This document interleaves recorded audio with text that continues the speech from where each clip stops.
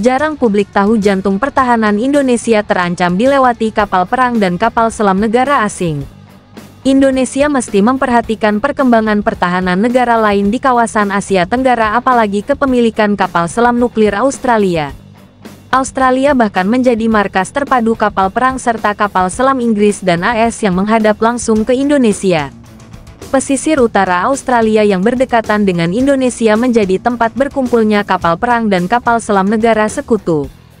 Meskipun saat ini AS menjelaskan penempatan kapal perang dan kapal selam di Australia ialah mengantisipasi eskalasi melawan China, bukan ditunjukkan ke negara lain seperti Indonesia.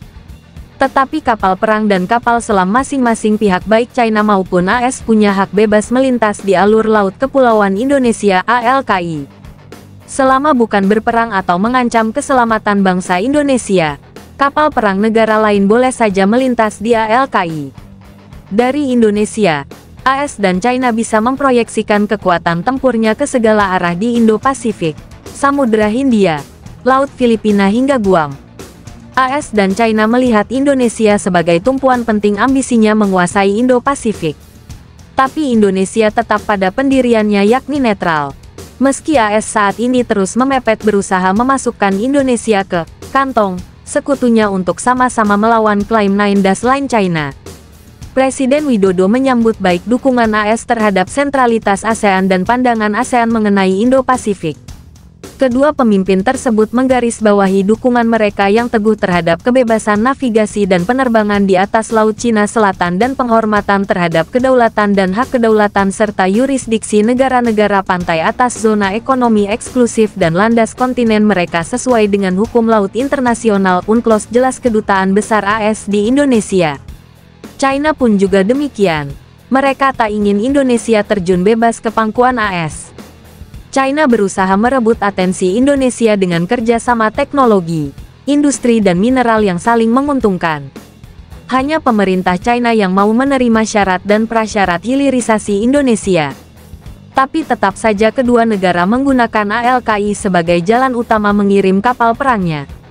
China punya kepentingan di Timor Leste di mana mereka kerap melayarkan kapal perangnya ke sana melalui lautan Indonesia. Bahkan Selat Makassar yang masuk ALKI akan jadi sangat rawan bagi jantung pertahanan Indonesia yang baru, IKN Nusantara, karena tanpa disadari kerap dilewati kapal perang dan kapal selam negara asing. Salah satu jalur rawan pada ALKI 2 adalah Selat Makassar. Di sana warawiri kapal perang maupun kapal selam negara asing. Selat Makassar jalur nyaman bagi kapal perang maupun kapal selam menuju Samudra Hindia maupun Laut China Selatan. Alasannya karena perairan di selat itu dalam dan sedikit sekali pulau di sana, memudahkan mereka melewati jalur tersebut. Terang 9 Dash Line pada tanggal 17 Agustus tahun 2022. Indonesia harus ambil tindakan preventif menyikapi kapal perang dan kapal selam asing yang lewat di Selat Makassar berdekatan dengan IKN Nusantara. Asteris. Indonesia mesti memperhatikan perkembangan pertahanan negara lain di kawasan Asia Tenggara, apalagi kepemilikan kapal selam nuklir Australia. Australia bahkan menjadi markas terpadu kapal perang serta kapal selam Inggris dan AS yang menghadap langsung ke Indonesia. Pesisir utara Australia yang berdekatan dengan Indonesia menjadi tempat berkumpulnya kapal perang dan kapal selam negara sekutu. Meskipun saat ini AS menjelaskan penempatan kapal perang dan kapal selam di Australia ialah mengantisipasi eskalasi melawan China, bukan ditunjukkan ke negara lain seperti Indonesia.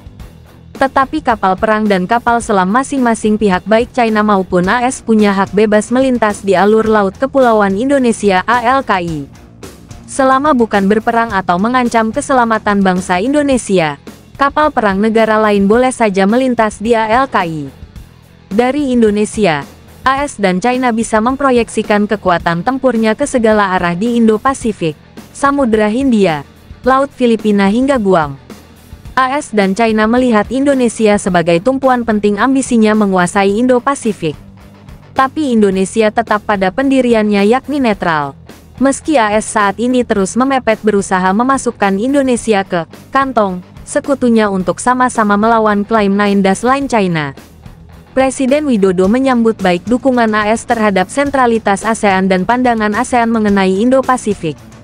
Kedua pemimpin tersebut menggarisbawahi dukungan mereka yang teguh terhadap kebebasan navigasi dan penerbangan di atas Laut Cina Selatan dan penghormatan terhadap kedaulatan dan hak kedaulatan serta yurisdiksi negara-negara pantai atas zona ekonomi eksklusif dan landas kontinen mereka sesuai dengan hukum laut internasional UNCLOS, jelas Kedutaan Besar AS di Indonesia.